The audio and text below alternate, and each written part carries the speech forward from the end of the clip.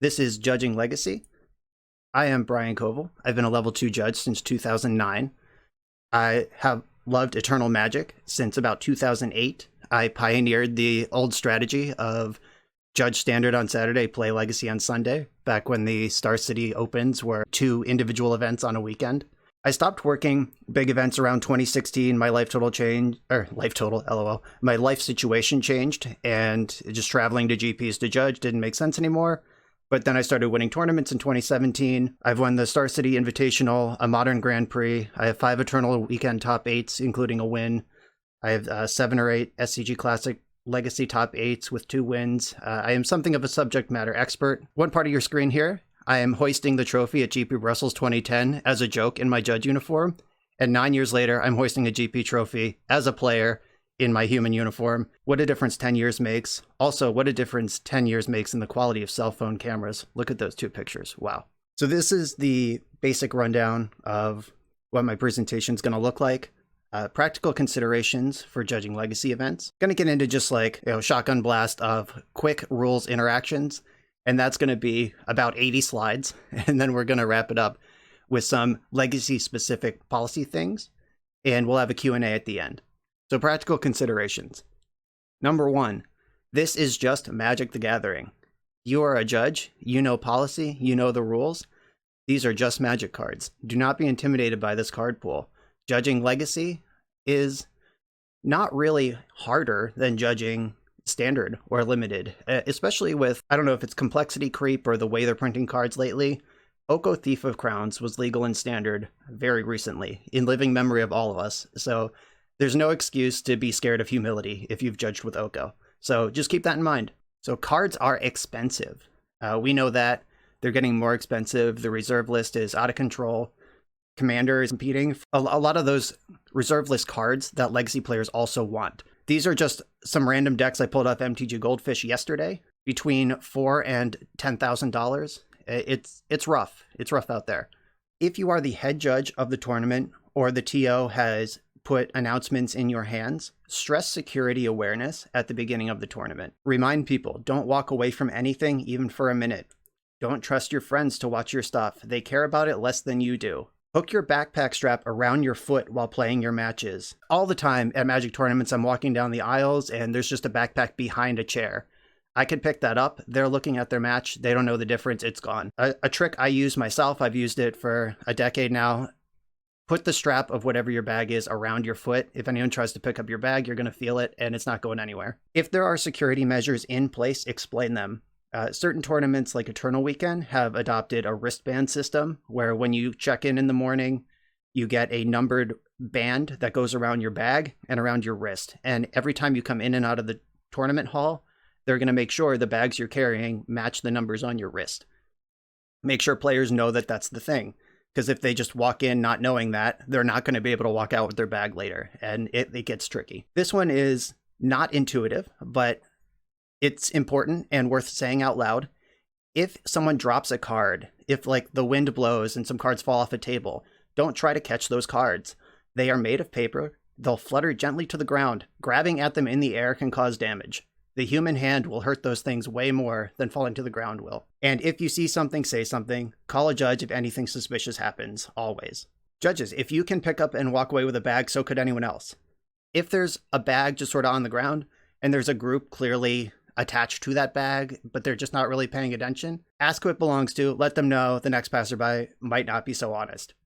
If a bag is completely abandoned, just laying on a table, take it straight to the TO or scorekeeper area. Don't walk around asking about it. That creates opportunities for folks to be dishonest. Like, oh yeah, sure, that's totally my bag, thanks. If you're working the lost and found, ask for specific information about lost items before you distribute them. I lost my backpack is not a reason to hand someone whatever backpack you have. Like my green backpack has Is It Delver in it. It's a black deck box, blue sleeves. My flooded strands are signed by Rob Alexander. That is someone you can hand stuff over to. Keep in mind that there is very little competitive rules enforcement level legacy to play because of the card prices and who can access the format. It doesn't get sanctioned very often. Many legacy players don't get regular experience at competitive REL. Sometimes a legacy player hasn't played a tournament in years. They may be ignorant to recent or not so recent policy changes. The rules are still the rules. Ignorance is not a pass on tournament policy. When delivering rulings, don't take anything for granted. Explain the policy, the ruling, and the penalty calmly and confidently. Be prepared to explain it again, be prepared to explain it in another way, and be prepared to invite a side conversation after the match. At large regional open events, the legacy communities and wider MTG grinder communities occasionally clash around matters of policy.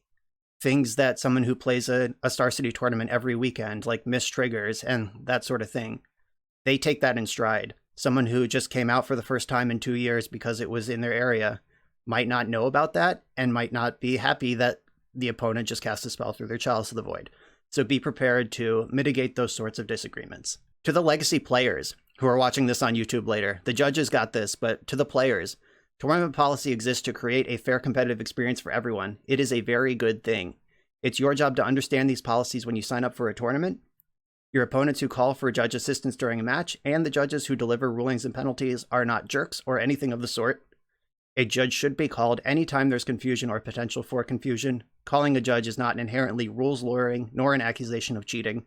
Judges are a resource. Please use them. Trust them. They're great. That brings us around to deck checks. Deck checks are business as usual for judges. Like, you show up to the morning, you get assigned to a team, you're on deck checks for the day. Like, okay, I'm going to spend the day grabbing people's decks, bringing it somewhere else, counting the cards and giving them back. But remember that you are asking someone to surrender thousands of dollars in cards to a stranger.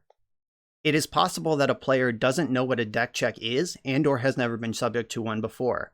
Remember, legacy players might not spend a lot of time at competitive REL. Make sure that your appearance and demeanor are professional. You may not own, or the event may not require, a judge uniform, but please consider the optics of approaching a match in your street clothes and asking the players for their decks. At least have a badge, name tag, or some tournament identification visible when you do that.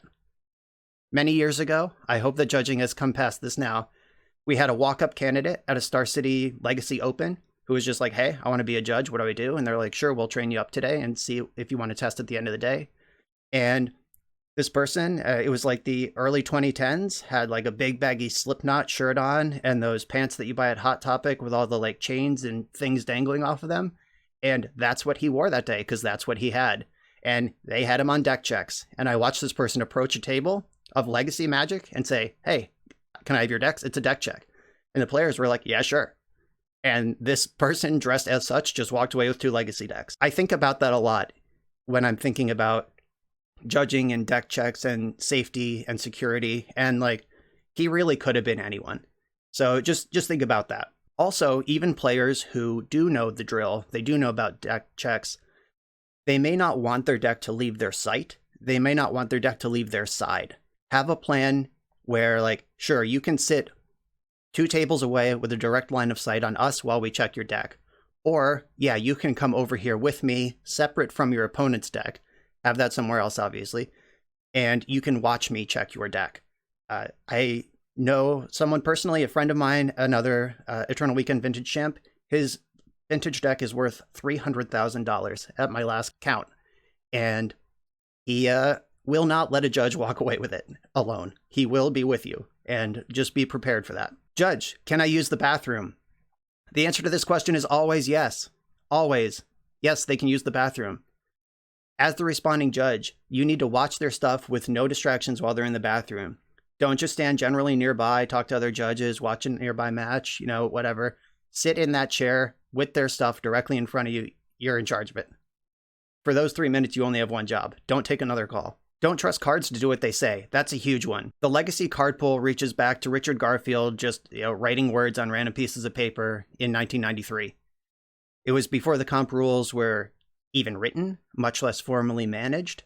Over the years, the comp rules have changed. Even cards that were written perfectly when they were printed now are not how the rules work or how Magic works at all. You will need access to Oracle text many times throughout a legacy tournament. So if you don't have an app or something on your phone or something portable, make sure you know who on your team does, who nearby does. You're going to need access to that pretty regularly. Personally, I use MTG Guide. I love it. I've had it for years. Not sponsored, just love them. Creature types are among the most volatile of Oracle text. Creature types are constantly changing. New types get introduced, and older cards are updated to have those new types. Plague Engineer is one of the most played creatures in Legacy.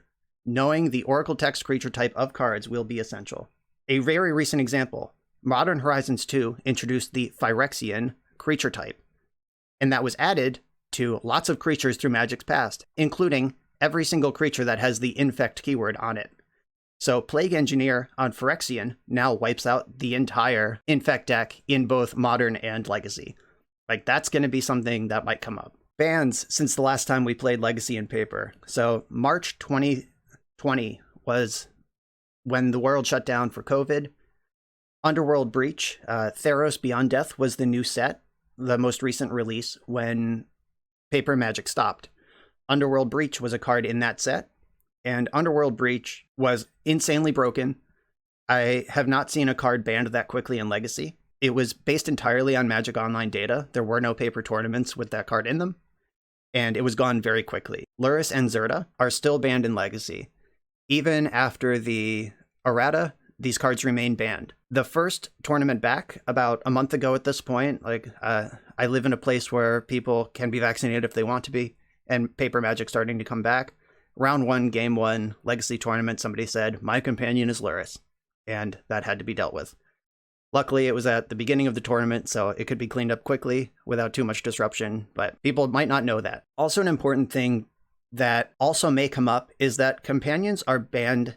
These two companions are banned as Magic cards.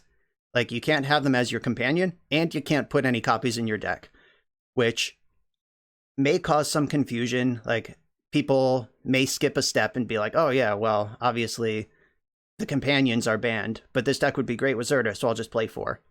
There's no difference. Cards are just banned. Arkham's Astrolabe, Oko Thief of Crown, and Dreadhorde Arcanist. These cards all existed before COVID shut everything down for the year, but they've all been banned since then. Can't play those ones. If people have any residual decks left over from the before times, they got to know that.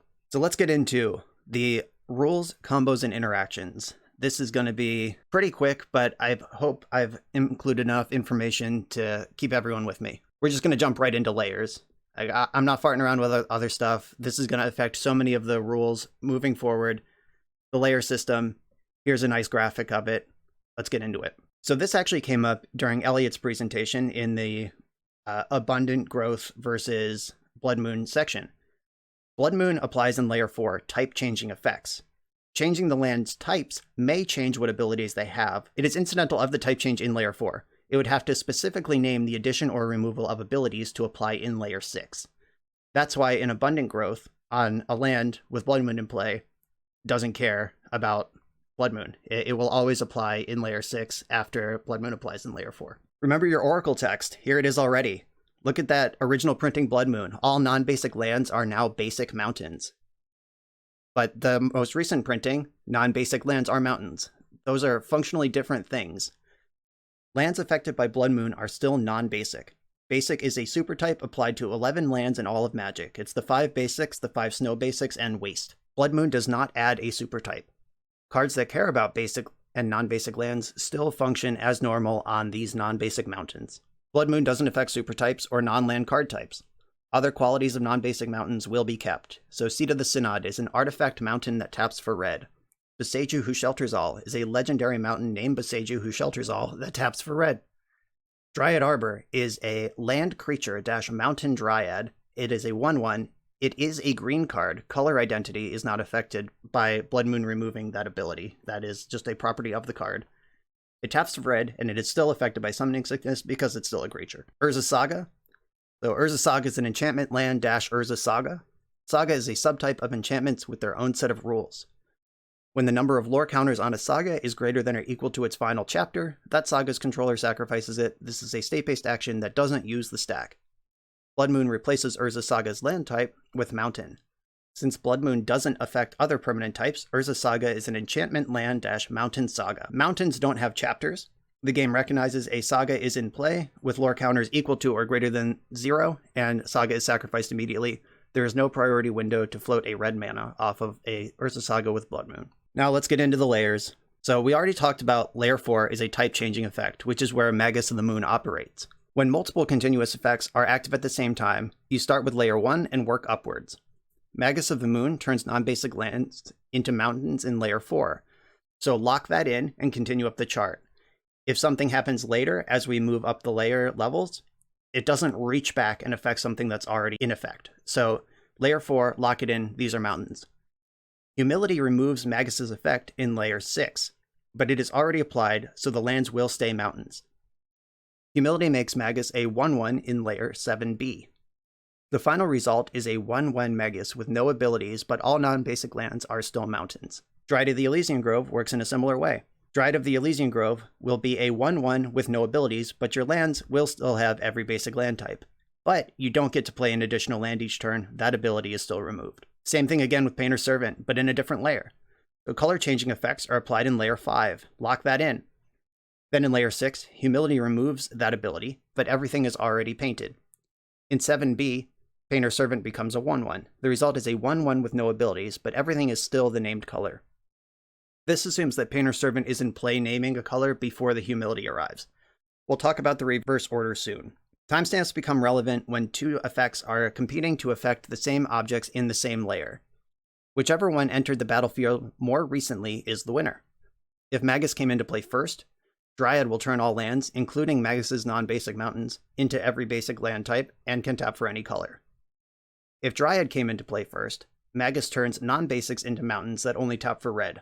Basic lands are still all land types, though, since Magus doesn't affect them. Then there's dependency. Blood Moon and Urborg both have effects in layer 4, type-changing effects. Blood Moon's type-changing effect applies to Urborg, since Urborg is itself a non-basic land. Blood Moon will always turn Urborg into a mountain, causing it to lose the ability that turns lands into swamps. Non-basic lands, including Urborg, are mountains that only tap for red. Urborg's ability is dependent on Blood Moons. It doesn't matter what order these permanents came into play. Here's the classic. Nobody ever actually does this, but as soon as you start to express interest in becoming a judge, someone is going to throw this at you. What happens if Opalescence and Humility are in play together? But since we've already talked about the layers, this is just plug and chug. Like, pull up your layer system, apply them in order, and let's see what happens. Layer 4 happens first. Opalescence makes both of these enchantments into creatures. Lock that in. Layer 6 happens next. These enchantment creatures don't have abilities. Lock that in. In layer 7B, both permanents are trying to set power and toughness to a specific value. That's where timestamps come in. If Humility entered the battlefield first, the creatures are 4/4s because Opalescence gets the later timestamp in 7B. If Opalescence entered the battlefield first, the creatures are 1/1 because Humility gets the later timestamp. You will have either a pair of 1/1s or a pair of 4/4s depending on the timestamp. They will have no abilities either way. Humility is not actually a card that sees play in Legacy. You might see one of it once in a while as like sideboard tech against Show and Tell, but Dress Down from Modern Horizons 2. This is a Humility with Flash that opens up all sorts of crazy windows for timestamps, and this card is actually seeing play. Anger is a card that is seeing play in the Basking Rootwalla decks, now with Blazing Rootwalla as well from Modern Horizons 2. 8 Lizards is enough to make Burning Inquiry, Lion's Eye Diamond, Vengevine, Hollow One kind of decks a real playable thing in Legacy. And that deck plays Anger. Anger is, as long as Anger is in your graveyard and you control a mountain, creatures you control have haste. Dress Down does not affect the card Anger itself in the graveyard. Dress Down removes the abilities of creatures. A creature is only a creature when it's on the battlefield. In other zones, it is a creature card or a creature spell. Dress Down does affect creatures on the battlefield that are being given haste by Anger. And this is a timestamp thing because they both apply in layer 6. Anger is giving these creatures haste. Dress Down is removing the abilities from everything. So if Anger is already in the graveyard, casting Dress Down will remove haste from the affected creatures. If Anger is put in the graveyard after Dress Down enters the battlefield, the creatures will have haste. Dress Down removing abilities and creature lands granting themselves abilities both apply in layer 6. If a creature land is activated while Dress Down is in play, that land will have all its abilities when it becomes a creature because that has the later timestamp. If Dress Down is flashed in after the creature land is a creature, it will still be a creature with the power and toughness set by its own ability, but it will not have any additional abilities. Inkmoth Nexus can become a 1/1 flying infect creature with Dress Down in play. Flashing in Dress Down will make the Inkmoth Nexus into a 1/1 with no abilities, including it losing the ability to tap for mana. Alright, I mentioned the order of Humility and Painter's Servant a few slides ago. Now let's dig into that. Rule 611.3c. Continuous effects that modify characteristics of permanents do so simultaneously with the permanent entering the battlefield. They don't wait until the permanent is on the battlefield and then change it. So if Blood Moon is on the battlefield and a Cavern of Souls is played, its controller does not get to choose a creature type. If Blood Moon later leaves play, Cavern has already entered the battlefield and will not get to choose a creature type. It is just a non-basic land that taps for colorless mana at that point. If Dress Down is cast in response to a Painter Servant, the Painter Servant's controller will not get to choose a color. When the Dress Down is sacrificed at the end of the turn, the Painter does not get to choose a color at that point because it's already in play. It's just a 1/3 artifact creature. So Dress Down is pretty good at countering quote-unquote Painter Servant. There is no such thing as a drawback in the rules. The text on a card is that card's abilities, good or bad. Removing abilities from creatures therefore also removes what are generally perceived as drawbacks. Using Stifle to cheat a Phyrexian Dreadnought into play is a well-known legacy interaction. Dress Down has given new life to that archetype, because now you get to play Dress Down. You can even cast Dress Down in your opponent's end step, because Dress Down sacrifices at the beginning of the end step. So if you cast it in the end step, the beginning of the end step's already passed, and you will untap, and Dress Down will be in play until the next end step. So you can cast Dress Down in your opponent's end step, untap, cast any number of Phyrexian Dreadnoughts, because it loses the ability of when this enters the battlefield, sacrifice creatures of power 12 or greater. So you get a 1 mana 12/12. And at the end of the turn, when Dress Down dies, it will have Trample as well. Removing a creature's abilities include enters the battlefield triggered abilities. If you respond to the creature itself with Dress Down, it will not trigger when it enters the battlefield.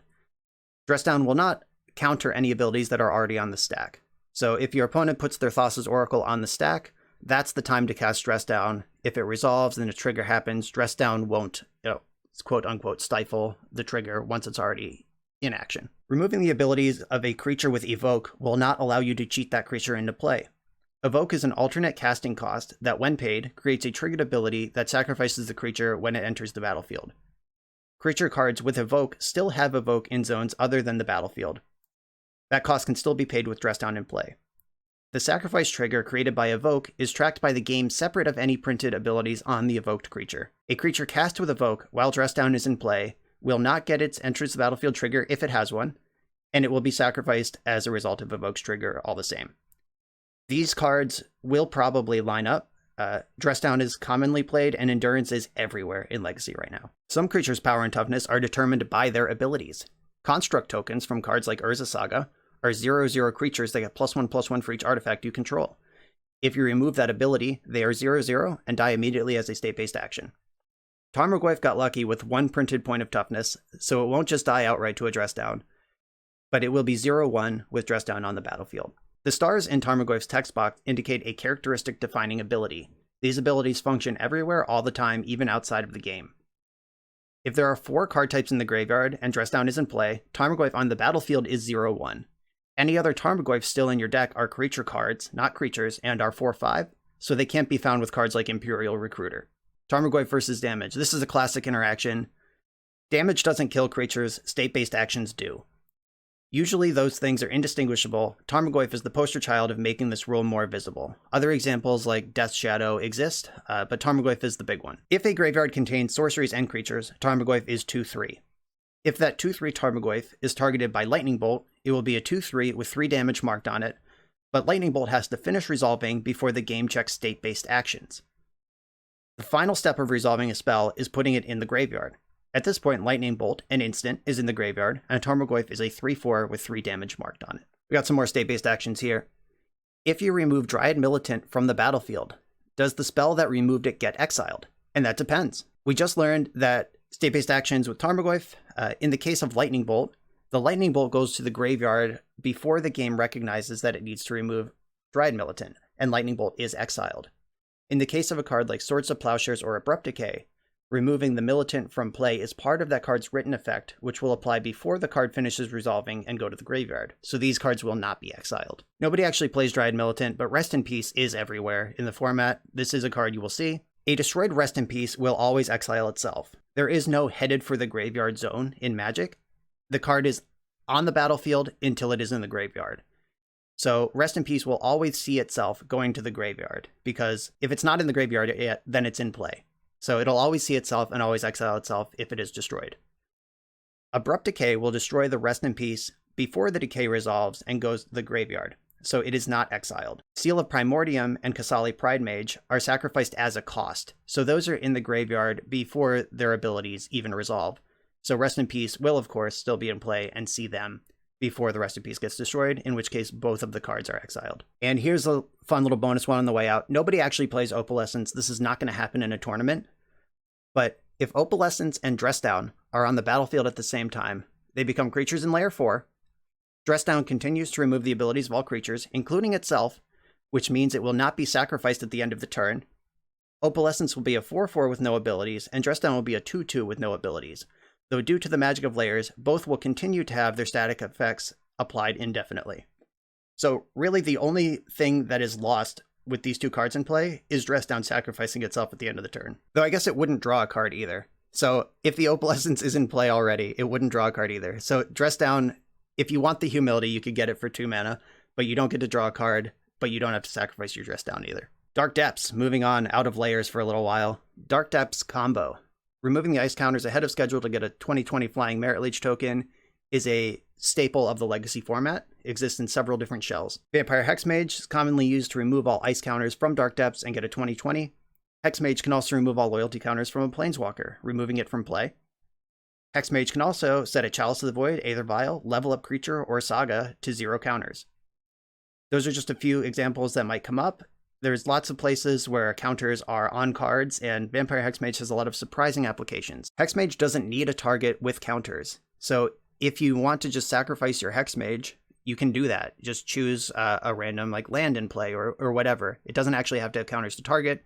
You can put your Vampire Hexmage in the graveyard, something like destroying a bridge from below in your opponent's graveyard, or destroying a creature like Phantasmal Image that dies if it gets targeted. Those are possible uses of that interaction. Thespian Stage can be used to copy Dark Depths. The game will recognize 2 legendary permanents that share a name and ask their controller to sacrifice one of them as a stage-based action. If the controller sacrifices the original Dark Depths, they are left with a Thespian Stage copy of Depths. Since the stage was already in play, the enters the battlefield with 10 ice counters ability doesn't happen. They are left with a Dark Depths with 0 ice counters, which triggers to make Merit Lage. A correction from the chat, that is a good one. The legend rule does not sacrifice. It places it in the graveyard as a state-based action. So cards that care if you've sacrificed a permanent, like Corvold, don't actually trigger if you have 2 legends. That is a different thing. So sacrifice was not the correct word there. Disrupting this combo. Dark Depths says, when this has no ice counters on it, sacrifice it. If you do, you get Merit Lage. That if you do is important. The Dark Depths must be in play with the no ice counters trigger trying to resolve. If an opponent removes the Dark Depths in response to that trigger, there will be nothing to sacrifice and they won't get Merit Lage. Wasteland and Assassin's Trophy are popular answers to the Merit Lage combo in Legacy. Stifling the Stage Depths combo.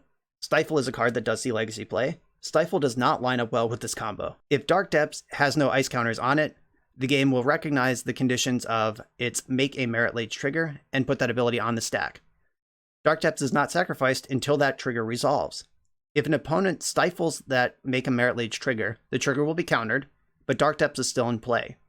The game would again see the game state that meets the conditions of that trigger and put it back on the stack. So you just put your Stifle in the graveyard and Dark Depths is still happening. Stifle can be used to counter a Vampire Hexmage's activated ability. Sacrificing the Hexmage is a cost of that ability, so the Hexmage will be gone without removing the counters of Dark Depths.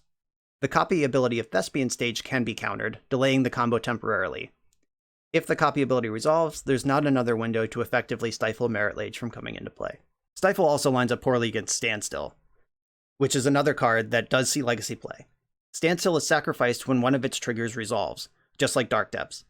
If multiple spells are cast with Standstill on the battlefield, each one will trigger Standstill, but only the most recent trigger will draw cards. The rest will have no effect because there is no Standstill to sacrifice. For that reason, stifling a Standstill trigger is not a good play in general. A spell is cast, Standstill triggers. Stifle is cast targeting the Standstill trigger. Standstill triggers off of Stifle. And this was a play that was made on coverage in the Magic World Championship Legacy portion in 2008. I believe Paul Chiun was responsible for that one. And guess what? Blood Moon's back. So remember that rule, how Blood Moon sees lands coming into play as well as the lands that are already there? Mountains don't enter the battlefield with ice counters on them. If Dark Depths is played while there is a Blood Moon in play, it will be a legendary mountain named Dark Depths with 0 ice counters. If Dark Depths has 0 ice counters on it while it's a mountain, Nothing happens. Mountains don't have the ability to make Merit Lage. If Blood Moon is removed from play, the game will immediately recognize a Dark Depths in play with its trigger conditions met and put the Make Merit Lage trigger on the stack. This is a common sideboard game interaction between decks with Blood Moon versus the lands deck. I've seen turn 1 Merit Lages where a player goes turn 1 Blood Moon, the opponent goes Dark Depths, and then in their next upkeep, Force of Vigor or Blood Moon. I guess that's a turn 2 Dark Depths, but it happens quick. That is something that will come up. This won't actually happen in Legacy. There are no flicker effects that actually get played, but it's cool since we're talking about it. If Dark Depths has 0 ice counters on it and Blood Moon leaves play for even a split second, the game will see Dark Depths in play with no ice counters and put the Make Merit Lage trigger on the stack. The game doesn't care that Dark Depths is a mountain once the trigger starts to resolve. It just asks you to sacrifice that permanent. The Dark Depths will be a mountain again before either player has priority. This is a way to sneak past Wasteland with your Dark Depths. Like if there's a Blood Moon in play and the Blood Moon player also has Wasteland and they're like, okay, if they answer my Blood Moon, at least I have Wasteland. Flickering Blood Moon, and I'm talking about flickers that remove it from play and then instantly put it back. Cards like Flicker Wisp, it'll be gone for the turn and things can happen in between, but Flicker of Fate or the actual card Flicker, just remove Blood Moon from play and instantly put it back when nobody gets priority. Dark Depths will still trigger and will be Wasteland proof when it goes to resolve. So Thespian Stage can copy lands other than Dark Depths too. Surprise. So copyable values include name, mana cost, color indicator, card type, subtype, supertype, rules text, power, toughness, and or loyalty. Subtype and supertype can be important characteristics for Thespian Stage to copy. Copying a basic land will make Thespian Stage basic, protecting effects like Wasteland, Blood Moon, and Back to Basics, all of which are played heavily in Legacy. Here's a cool new interaction that has redefined how the Legacy lands deck works. If Thespian Stage copies Urza Saga, it becomes a copy of Urza Saga with 0 lore counters on it and keeps the ability to copy others' lands. At the beginning of your main phase, Thespian Stage, now a Saga, will get a lore counter and gain the ability to tap for 1 colorless.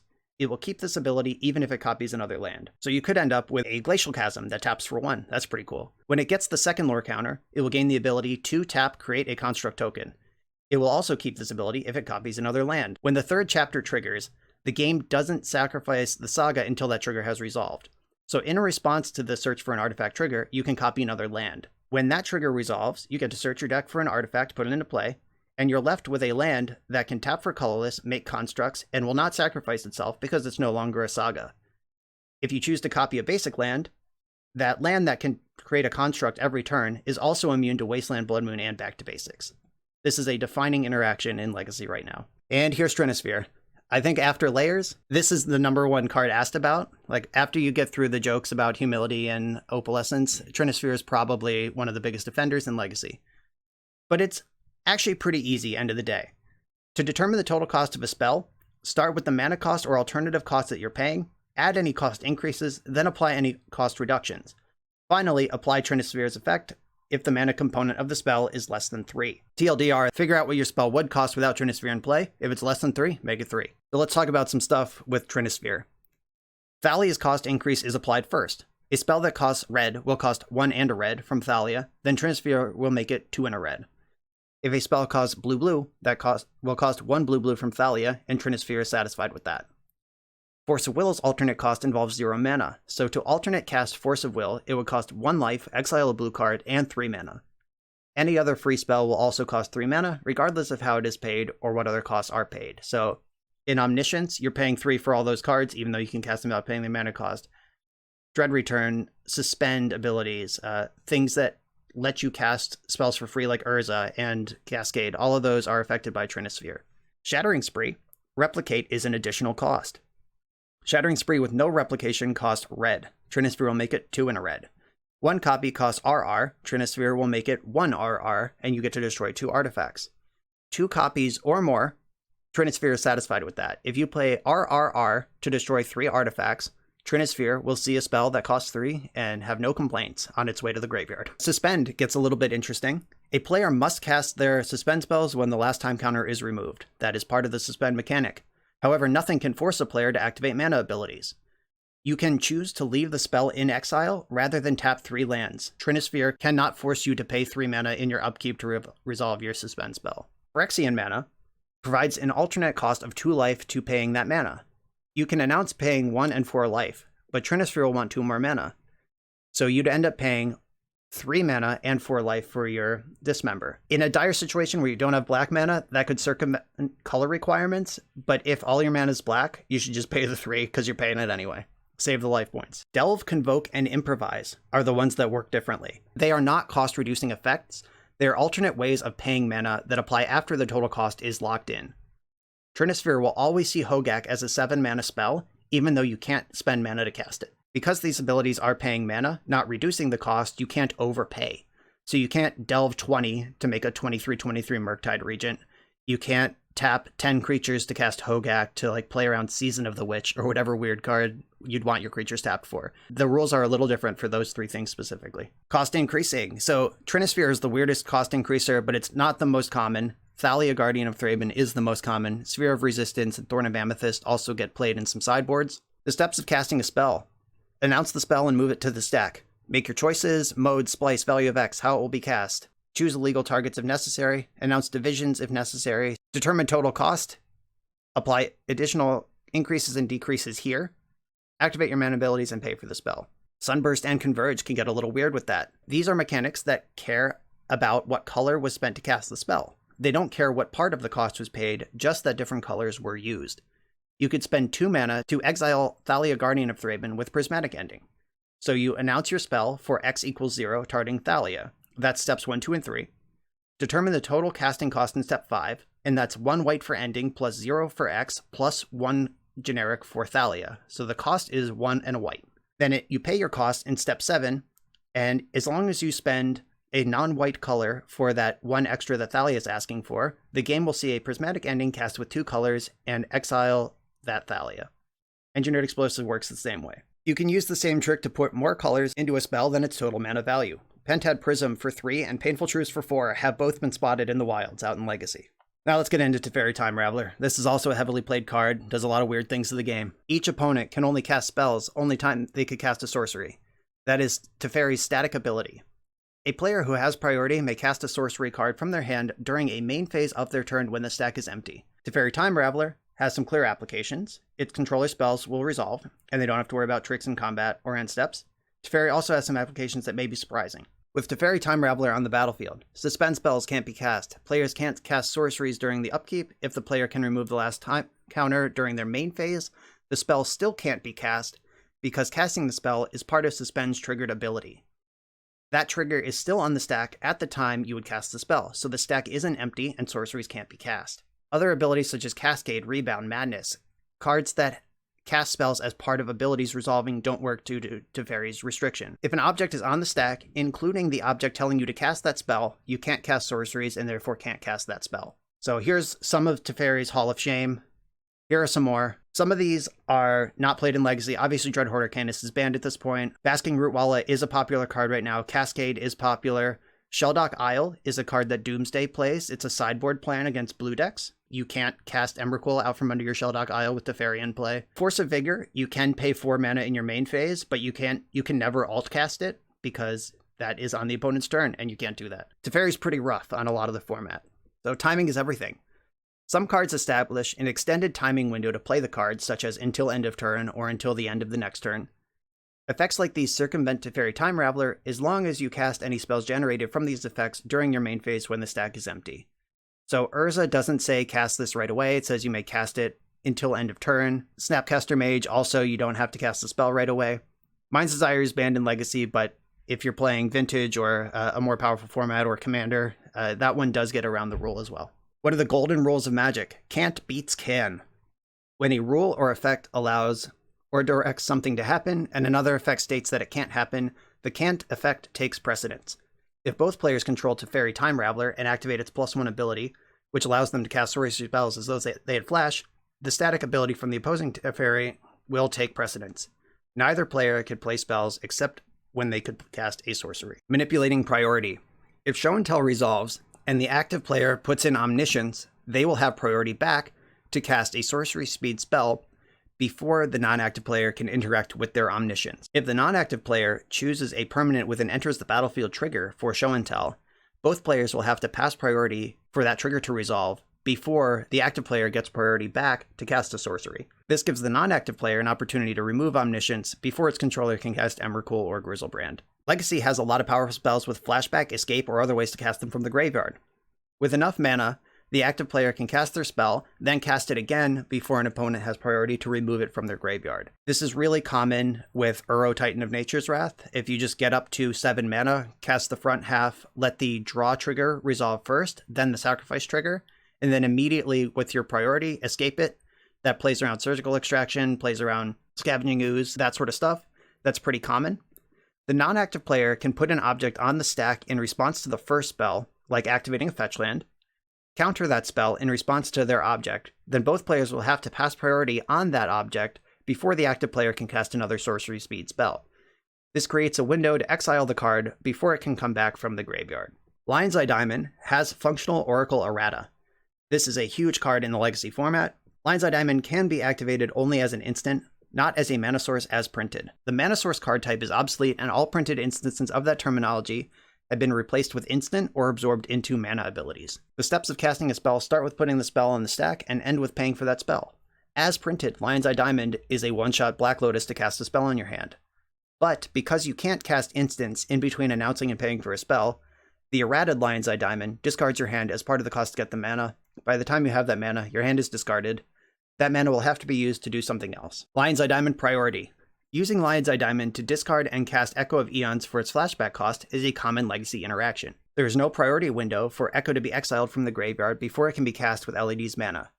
Madness is a triggered ability that happens when a card is discarded. The Madness trigger will resolve and ask its controller if they would like to cast the card. If LED caused that discard, its mana will be in the pool to cast the Madness spell.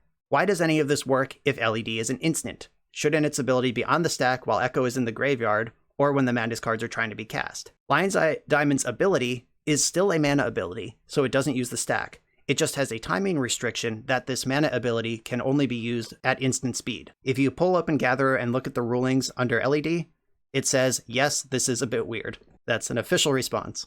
A common use of Lion's Eye Diamond is in Storm decks.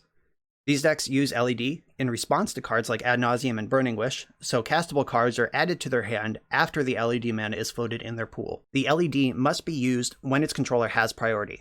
If they plan to wish for a card and use LED mana to pay for it, they must maintain priority and activate the LED in response to their own wish. If they pass priority, the opponent passes back and wish resolves, there will not be another opportunity to activate LED before the card they want to cast is in their hand. At that point, they would have to discard that card if LED is activated. Red-blue Elemental Blast are very similar to Pyroblast and Hydroblast, but there are some functional differences. Red Elemental Blast and Blue Elemental Blast can only target appropriately colored spells or permanents. Pyro and Hydroblast can target any spell or permanent, they just only actually counter or destroy it if it is the correct color. Pyroblast can be used at any time to trigger Prowess, Build Storm, Fuel Delve, or a variety of other fringe uses. Red Elemental Blast can't do that. Red Elemental Blast can't be harmlessly redirected from Jace the Mind Sculptor over to Tarmogoyf. Pyroblast can. All of these cards are modal spells that require a choice when announcing the spell. The choice whether to target a spell or permanent is locked in at casting. None of these cards can be redirected from an appropriately colored spell to an appropriately colored permanent, or vice versa. Misdirection as a counterspell. This isn't super popular anymore, but it might come up. Misdirection can be used to help win counterspell fights.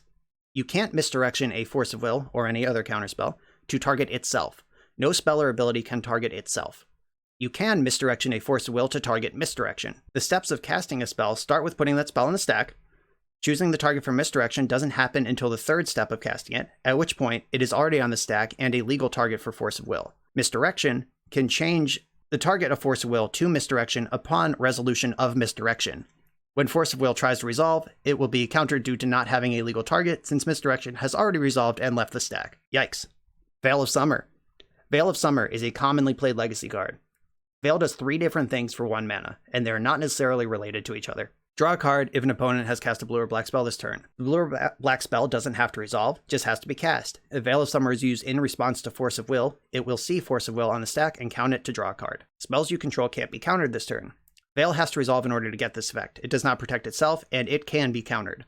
Veil doesn't care about the color with this part of its text. We'll talk about that on the next slide. You and permanents you control gain hexproof from blue and black until end of turn. This can counter a blue or black spell currently targeting you or a permanent you control, plus stop any additional blue or black spells from targeting you or things for the rest of the turn.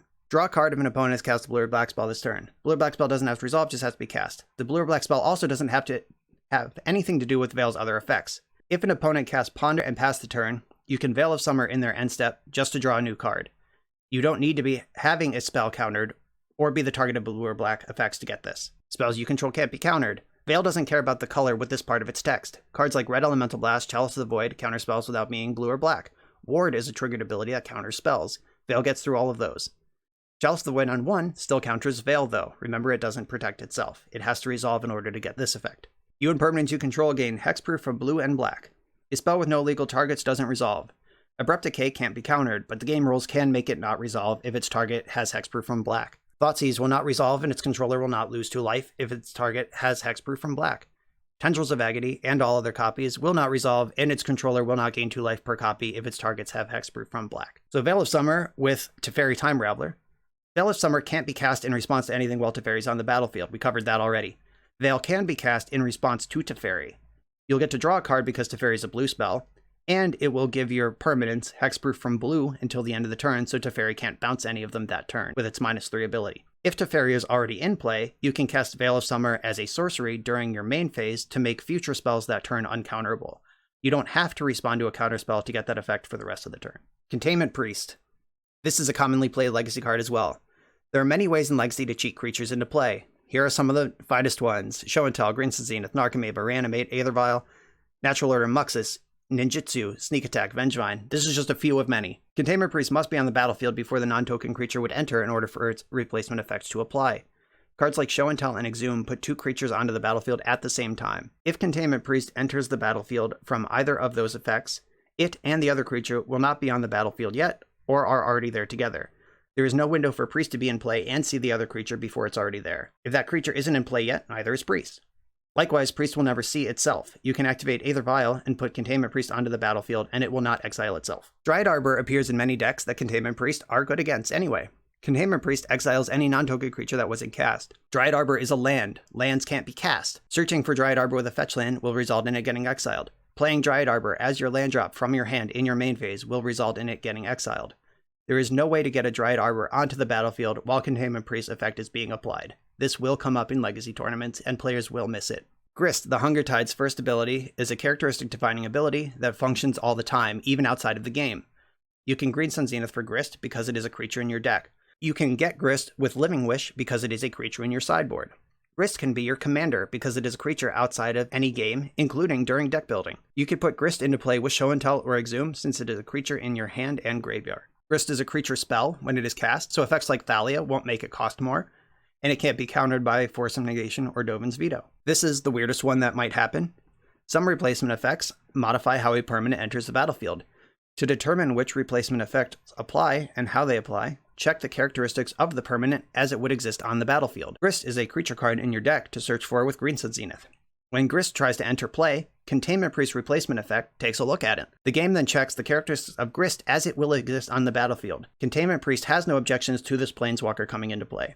So you can put Grist onto the battlefield with Greensun Zenith while there is a Containment Priest present. Helm of Obedience combos. Helm mills 1 card at a time until X cards or a creature card are put into the opponent's graveyard. If cards can't go to that player's graveyard, Helm will keep going. In combination with Rest in Peace, Leyline of the Void, or Dauthi Voidwalker, this effect exiles a player's library. Wheel of Sun and Moon will endlessly put the cards milled on the bottom of the library as a replacement effect, forcing the game to a draw. The Helm will infinitely mill, and Wheel will infinitely put those cards back on the bottom, and nobody gets priority, nothing can break that up, and the game is a draw.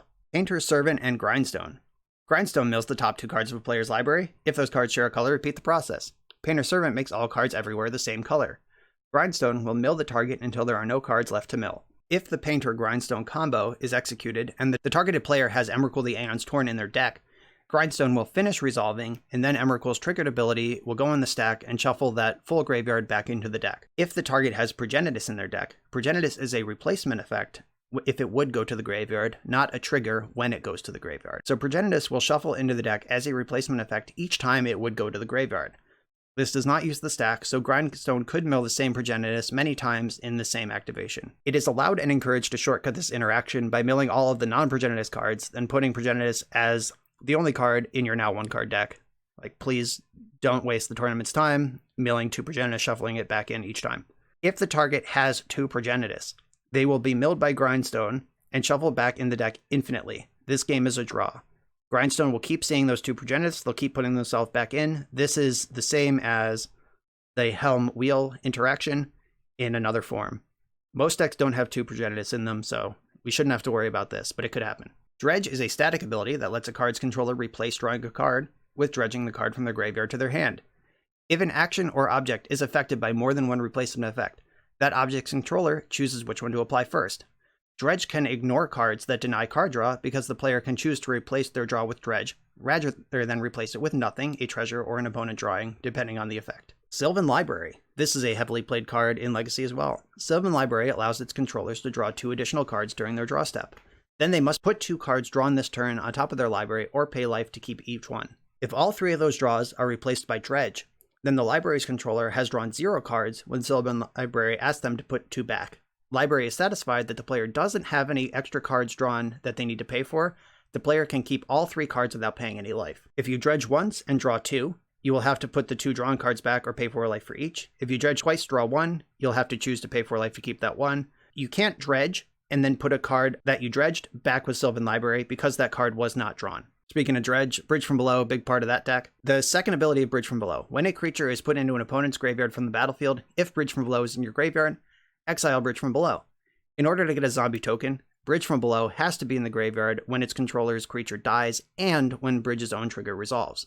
This is called an intervening if clause. If the opponent can cause one of their creatures to die in response to Bridge's token trigger, the Bridge will be exiled, and then when the game checks if Bridge is in the graveyard to make a zombie, it is no longer there. So cards like Walking Ballista that can die at will are pretty good against Bridge from Below.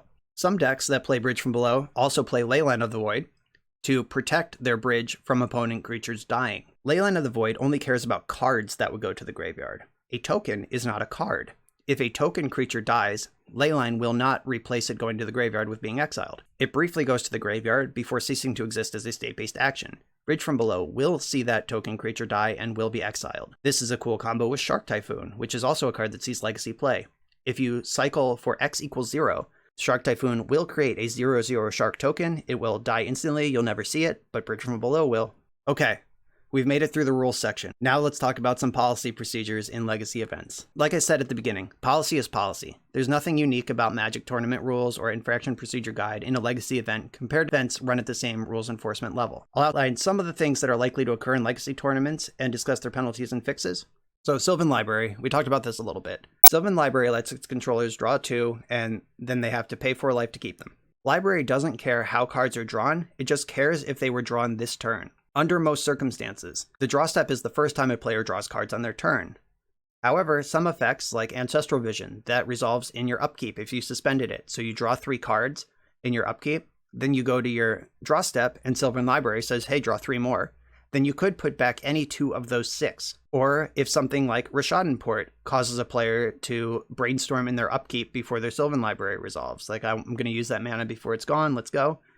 Those 3 cards drawn with Brainstorm are in the pool of cards that Sylvan Library thinks it can put back. So if a player draws cards before Sylvan Library's trigger resolves, it is that player's responsibility to keep cards drawn from that effect visibly separate from cards that were already in their hand when the turn started. A player will not be allowed to return a card that they can't prove was drawn this turn. Mistakes happen. There are some options available.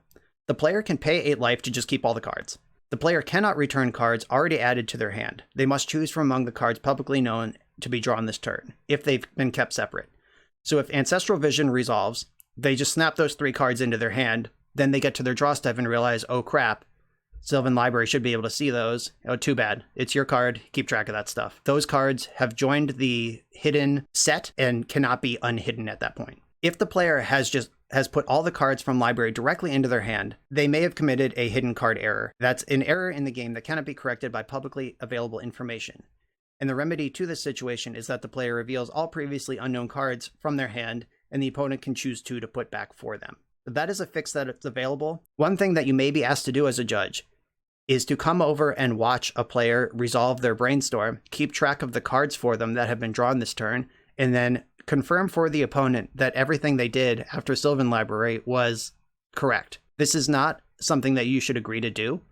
in any normal circumstance. It is the responsibility of players to play the game with their own abilities and keep track of the game state and keep everything clear. Someone may argue, but that gives away information. No information is given away with Ancestral Vision. That one's squeaky clean, just like these 3 cards are here.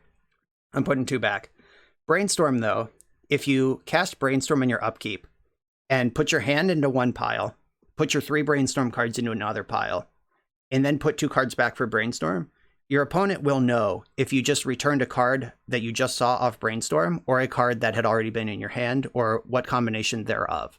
And that does give away information, but too bad. A judge is not going to stand there and say, yes, they put 2 cards back. That is not a good use of judge time or resources. That is not what we do. The players should be playing the game for themselves.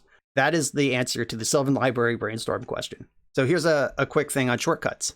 Tendrils of Agony, targeting you. Mindbreak Trap. Okay, my Tendrils is exiled. Does the storm trigger resolve?